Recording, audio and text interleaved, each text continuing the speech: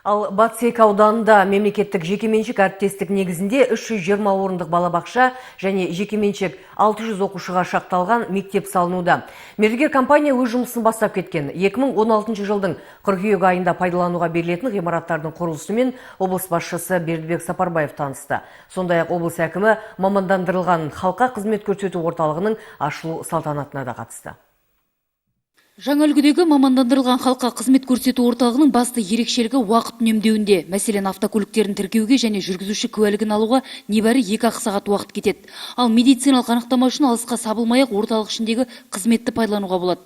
Мұнда психолог, нарколог кабинеттермен қатар хирург, көз дәрігерлері жұмыс жасайды. Мемлекет басшысының негізгі жүргізіп отырған саясаты тез, сапалы халыққа қызмет ету.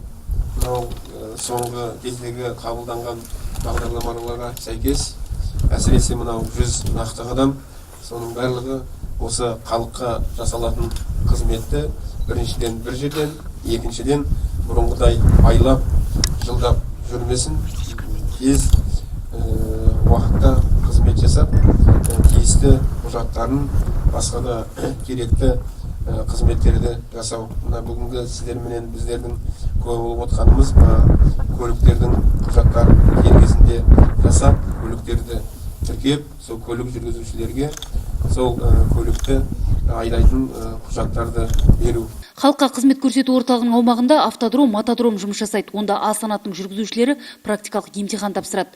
Мұндай мотодром әзірге Ақтөбе және Қостанай қаласында ғана бар.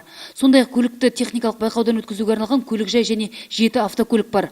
Халыққа қызмет көрсету орталығы күніне 1000 құжатқа дейін қабылдап, рәсімдеуді жоспарлап отыр. Бұл халыққа қызмет көрсету орталығының ақтөбеліктері үшін маңызы зор деп ойлаймын. Көлемі мен сапасы бойынша және инфрақұрылым жағынан барлық талаптарға сай келеді.